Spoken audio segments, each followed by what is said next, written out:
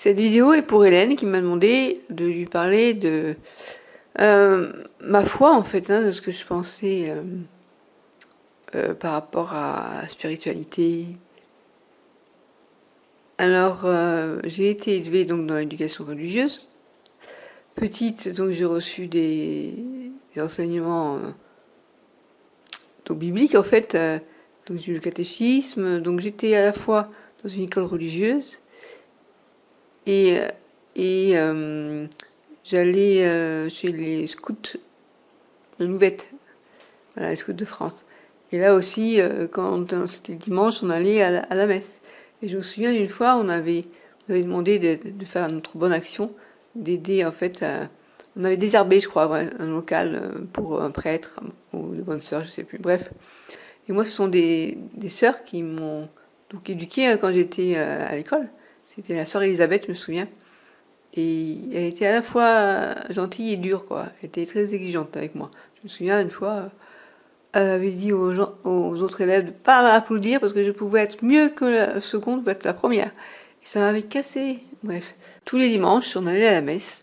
Mon père était déjà croyant, mais ma mère, j'ai su plus tard qu'elle n'était pas croyante. Mais à l'époque, je pensais que tout le monde croyait en Dieu, en fait. Petite, je pensais que c'était une chose établie, enfin, il n'y avait pas de controverse à ce sujet. Tout le monde croyait en Dieu, tout le monde croyait à Jésus, au paradis, à l'enfer, enfin, tout ça, quoi. Et puis c'est avec le temps que j'ai compris qu'il y avait différentes religions. Et je me suis posé la question, mais pourquoi, si c'est le même Dieu, il y a différentes manières de prier, différentes manières différentes histoires, c'est interprété différemment, je comprenais pas très bien, en fait. Mais il y a un moment donné où, arrivé à l'adolescence, mais forcément, j'ai été moins attirée par enfin, ma foi s'est un peu affaiblie. Et puis, ça a commencé à moins m'intéresser. Enfin, moins m'intéresser. Avant, en fait, j'avais pas le choix, ça faisait partie de ma vie. Et puis, d'ailleurs, je me demande comment ma mère a fait si elle croyait pas en Dieu, comment elle a accepté que ses enfants... Bon, j'ai été baptisée, bien sûr, j'ai fait la première communion. Alors, la première communion, je crois que j'ai fait la profession de foi, je sais plus. En tout cas, la première communion, c'est sûr. Ça m'avait impacté. Je sais pas, on doit la faire à 10, 11, 12 ans, je sais pas quel âge j'avais, mais ça m'avait marqué. On avait allumé un cierge, c'était une prière, enfin, j'étais... voilà, ça m'apportait en fait d'être sereine finalement. Un recueillement, j'aimais bien me recueillir, voilà, de prier en fait, j'aimais bien ça. Voilà, et puis en grandissant, ben, la foi s'est un peu éloignée de moi, on va dire. Et après, bon, adulte, je pense que, je sais pas que je croyais plus en Dieu, c'est que je me posais plus la question, en tout cas j'étais plus du tout pratiquante. Mon père a eu son accident de deltaplane, hein, il restait un mois dans le coma, on se demandait s'il allait mourir ou pas. Et moi j'ai eu beaucoup de problèmes avec mon père en fait à l'époque où j'étais adolescente, liés aux abus qui s'est passé avec son père. Je pense qu'indirectement, inconsciemment, il m'en a voulu. Ça a été comme ça, enfin moi je l'ai ressenti comme ça. Et il y a un jour il m'avait dit t'inquiète pas Christine, ton grand-père il te pardonne. Je lui ai dit il pardonne de quoi? C'est ben moi j'ai rien fait. Bref, donc il y avait une tension en fait qui était palpable. Et donc j'étais très très mal vis-à-vis de mon père. Et quand il a eu son accident, quelque part, ça m'a soulagée. Parce que j'étais en train de me dire c'est lui ou c'est moi, en fait. Et j'ai eu dans ma vie 2 fois où j'ai pensé au suicide. Cette première fois, là où j'allais pas du tout bien, je me réveillais, je me souviens une fois, je m'étais réveillée en pleurs, en disant à ma mère, maman, papa il m'aime pas. Je lui ai dit, mais si, tu dis non, non. Et puis il paraît il était allé le voir. Elle était allée le voir, il lui a dit non mais Christelle et moi on s'entend pas, c'est comme ça. Enfin, voilà, donc c'était pas, il avait pas nié quoi, ce que j'avais ressenti. Bon, alors après il y a eu son accident et puis après ma mère, elle l'a pas abandonné, on va dire, parce qu'elle pouvait pas. Et je lui disais, tu es en train de refaire ta vie, enfin, parce qu'elle était plus ou moins pas séparée de lui, mais en tout cas de corps elle était séparée puisqu'elle habitait à Antibes et nous on était sur Montpellier. Et je lui avais dit pourquoi tu reviens? Pourquoi tu reviens? Je veux dire, il voulait pas que tu travailles, il voulait pas que tu fasses ta vie, il voulait. Et bon, il dit non, je peux pas me m'abandonner comme moi on m'a abandonné parce que ma mère elle était orpheline à 14 ans et elle a été bah ouais, mais dans un orphelinat pendant que sa sœur a été recueillie par sa tante, donc ça a été difficile pour elle. Elle a eu une vie difficile et donc voilà, elle n'a pas pu abandonner. Alors je pense aussi qu'elle l'aimait, qu'elle continue à l'aimer malgré tout, malgré le fait que il n'a pas aidé à ce qu'elle prenne son indépendance et son autonomie. Voilà, et je pense que mon père, ça lui faisait peur. Enfin bref. Ouais, et donc quand il a eu son accident, bah du coup, et qu'elle a décidé de le récupérer, je suis restée auprès d'eux pour l'aider, elle. C'était pour elle hein, au départ. Hein. Puis après, petit à petit, bah, je me suis rapprochée aussi de mon père. Mon père a changé aussi. Et du coup, voilà, ça a permis de se rendre compte que, à lui hein, surtout, que finalement il avait une fille et que c'était pas moi l'horrible petit canard, mais que. Bref, donc tout ça pour en revenir à la foi. Euh, à ce moment-là, alors je suis restée toujours à. Comment je pourrais dire ça? Je sais pas si je croyais en Dieu, en tout cas je n'étais pas pratiquante, c'est sûr. Mais je crois que j'ai toujours eu une certaine spiritualité. Ça m'a jamais lâché. Et pour moi, il fallait que la vie, elle ait un sens, en fait. Voilà. Et le sens de la vie, je l'ai cherché bien avant de savoir que j'avais la maladie. Et à l'époque, je me souviens, ça a joué un peu dans la rupture avec mon copain, mon fiancé. Je lui avais dit, pour toi, pourquoi on vit? Il m'avait dit, bah, on cherche le bonheur. Pour lui, on vivait pour être heureux, en fait. Et moi, je lui ai dit, mais attends, on vit pas pour. C'est trop limitant de vivre pour être heureux. Pour moi, vivre, il faut faire de grandes choses, quoi, dans sa vie. Sinon, sa vie, ça va pas à grand-chose, quoi. Si c'est juste vivre pour être heureux. Après, la autre question, c'est qu'est-ce qui te rend heureux, toi? Voilà. Alors, mon père, je sais que lui, ce qui lui rendait heureux, c'était de croire en Dieu, c'était de manger, c'était. Voilà. Et moi, ce qui me rendrait heureux, moi, à l'époque, j'étais très fermeux, en fait. Et malheureusement, la vie m'a fait prendre conscience que. Enfin, ça, je me suis pris pas la tête, faut dire, franchement. Et du coup, il y a eu une cassure, en fait. Il y a eu une cassure. Je pense que mon premier chagrin d'amour, ça a été avec mon grand-père, que j'aimais beaucoup, et c'est après, plus tard, que j'ai compris ce qui s'était passé. Et, et la foi, ben ouais, la foi, on a du mal à la voir quand on nous arrive plein de choses dans la figure. Mais bon, je pense que quelque part, il y a une autre dimension. Et je me dis que si Dieu existe, eh bien, il aime l'humour. Je pense que c'est quelqu'un de très, comment dire, j'ai l'impression des fois qu'on est ses pions, que c'est un grand jeu. Hein. Je ne parle pas de l'échiquier, mais bon, d'un grand jeu où lui, c'est lui qui gouverne tout, nous on est ses pions, et qui rigole bien là où il est, quoi, de nous voir galérer parfois. Voilà, c'est un peu comme ça. Je me dis que si Dieu existe, il doit avoir beaucoup d'humour. Et des fois, j'ai l'impression d'être vraiment un pion parmi comment dire, de jeux dont les règles, on les connaît pas trop bien. Et on apprend comme on peut à survivre jusqu'au moment où, bah, en fait, comment je pourrais dire ça? J'ai toujours voulu trouver un sens à ma vie. Euh, et là, je me dis parfois, pas tout le temps, parce que des fois, ouais, où je me disais, à quoi ça sert de vivre, ma vie, c'est de la merde et tout. Puis des fois, je me dis, mais peut-être que si je traverse ces épreuves, c'est pour m'aider à comprendre qu'il faut que j'ai quelque chose à faire par rapport à ça. Là, dans les dernières choses qui me sont arrivées, c'est par exemple la discrimination par rapport au fait que bah, quand euh, on est handicapé, il y a encore du boulot à faire pour faire prendre conscience de ce que c'est que le handicap. J'ai l'impression qu'il y a beaucoup de gens qui, qui sont discriminatoires sans même se rendre compte qu'ils le sont, quoi. Je suis sûre que le prof de théâtre, là, de théâtre, c'est un acteur professionnel apparemment qui donne des cours d'improvisation théâtrale. Il n'a même pas eu conscience de ce qu'il a fait, que c'était discriminatoire ce qu'il m'a dit, quoi. Donc, le fait que je pouvais pas assister au spectacle. Et puis hier, je suis allée visiter un appartement inaccessible. Mais alors, je suis sûre que le gars, il s'en est même pas rendu compte. Il essayait de me convaincre que l'appartement, il était bien, etc. Alors que je lui disais, mais là, le trottoir, on peut appeler accident en fauteuil roulant. Ah oui, mais c'est parce que l'autre partie qui est accessible, elle est en travaux. Ça veut dire que si un jour il y a des travaux là-bas, je peux plus sortir de chez moi, je peux plus y rentrer, plus en sortir. Après, une fois sur place, il y a une salle de bain. Alors si c'est pour, pas une salle de bain avec baignoire, si c'est pour quitter un lieu pour avoir pire ailleurs, après il y avait une marche pour sortir sur le balcon. Enfin bref, du coup, j'ai dit non, non, c'est pas accessible votre appartement. Il n'est pas accessible aux personnes handicapées. Et je me disais, il faudrait qu'il y ait une journée mondiale du fauteuil roulant. Je ne sais pas si ça existe. Il doit bien y avoir une journée mondiale du handicap. Et il doit y avoir une journée mondiale du fauteuil roulant où tout le monde doit circuler en fauteuil roulant. Et là, on se rendrait compte de ce que c'est qu'une vie être handicapée. Dans un monde où le valide, en fait.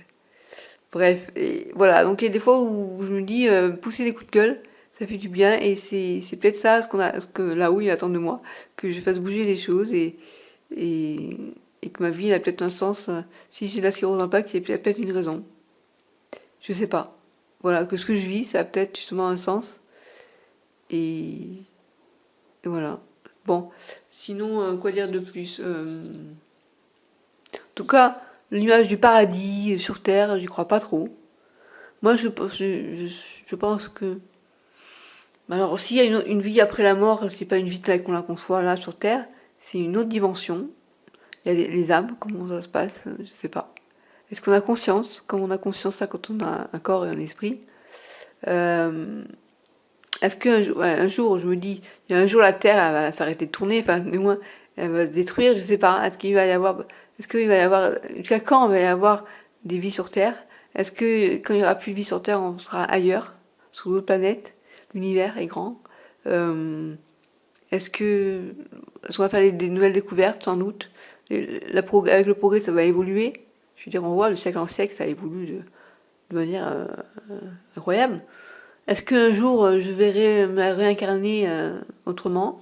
Je sais pas. Euh, voilà, toutes ces questions-là, je me pose, quoi. Je me pose toutes ces questions. Bien sûr, je n'ai pas de réponse. Et tant mieux. Et la mort, est-ce que ça me fait peur? Finalement, je me dis que les gens qui croient en Dieu, ils ont peut-être moins peur de la mort. Parce qu'ils savent que Dieu les attend. Et ceux qui y croient pas, bah, quelque part, je dis, si tu n'as rien après la mort, tu es soulagé de ta triste existence sur Terre. Non, je dis ça. Mais quand tu souffres vraiment, des fois, la mort, c'est un soulagement. Pour ma mère, je l'ai vue. Alors jusqu'à la fin, elle a tenu bon, elle ne voulait pas mourir, quoi. À la fois, elle voulait partir pour pas souffrir, et en même temps, elle s'est accrochée à la vie, quoi. Parce qu'il y a des moments où elle disait qu'elle avait le choix de prendre la morphine d'elle-même, de gérer ça, elle n'a pas voulu. Ça lui faisait très peur, en fait, de partir. Et on ne sait pas comment on peut réagir jusqu'à la fin, quoi. Et je crois que surtout, il y a un on a tous en soi, enfin, la plupart des gens, un grand instinct de survie. Et comme on a un instinct de se reproduire, on a un instinct de survie, je pense. C'est inhérent à notre condition humaine, quoi.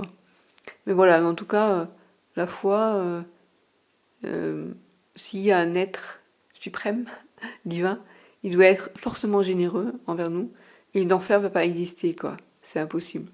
Il peut pas, ça fait quelque chose de très manichéen, un paradis d'un côté, l'enfer de l'autre. Tu vas dans le purgatoire et là on choisit pour toi où tu dois aller, quoi.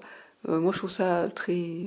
Non, moi je pense que Dieu, s'il existe, il est plus comme Coluche, quoi. Je sais pas, c'est peut-être pas une bonne image, mais quelqu'un qui joue de nous en fait.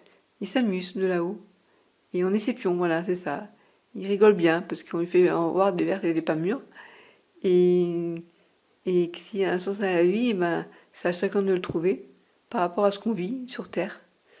Voilà, alors il y a des fois où c'est pas facile et des fois la mort, comme je disais, peut être un soulagement de plus souffrir. Mais tant qu'on est encore en vie, tant qu'on respire encore, que notre cœur il bat, et ben, il y a de l'espoir, comme on dit, même si ça fait peur. Moi je vois par rapport à la maladie, elle évolue. Et quand on me dit on vous donner un immunosuppresseur, je me dis je ne veux préfère vivre avec la sclérose en plaques difficilement, bon j'ai pas envie non plus d'être grabataire, que de mourir d'une simple grippe quoi, ou d'une connerie, d'un virus, d'une infection, parce que mon système immunitaire on l'aura tellement diminué qu'il ne pourra plus réagir face à un intrus quoi. Et j'ai pas envie que de mourir à cause des médecins en fait, ça c'est l'horreur. Et là les médecins je pourrais en parler. Dès toute petite, je pensais que pour moi les médecins c'était celui qui donnait de la drogue qu'il fallait prendre en fait, un remède. Pour moi c'était un poison. Ils voulaient me tuer le médecin quoi. Et je me souviens, ma mère elle me dit faut que tu prennes ça Christelle, j'avais quoi 5 6 ans. Et je dis non, non, non, non. Alors je prenais pareil que je mettais les cachets, je les planquais sous le coussin. Ma mère elle reverrait, elle me dit Christelle, il faut que tu prennes ça pour être guérie. Non, non, mais le médecin il veut me tuer. Et une fois, mon frère avait pris un sirop rouge qu'on nous avait dit, ma mère nous a dit, faut avaler ça, le médecin a dit qu'il fallait avaler ça. Alors, le médecin a dit ça. Et mon frère avait bu, même pas moi. Et il avait tout revomi sur le tapis, enfin, tout revomi par terre. Je lui dis, tu vois, maman, il est en train de mourir, papa, je le reçois. Bref, non, voilà, donc ça m'a fait rigoler, parce que, enfin, à l'époque, non. Hein. Et du coup, tu vois, j'avais raison. Et du coup, ma mère, elle a dit, ok, le prends pas.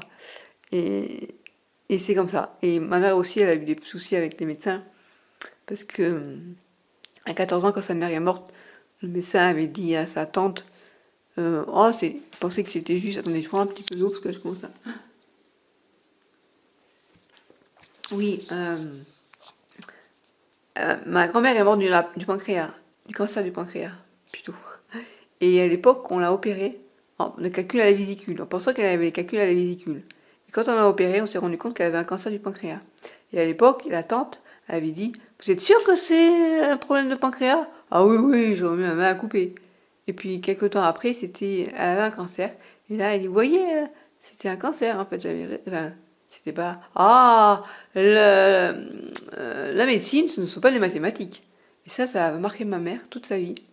Et du coup, ben moi, je suis née avec ça, enfin, je suis née avec ça. Elle me disait, tu vois, les médecins, on va pas faire confiance.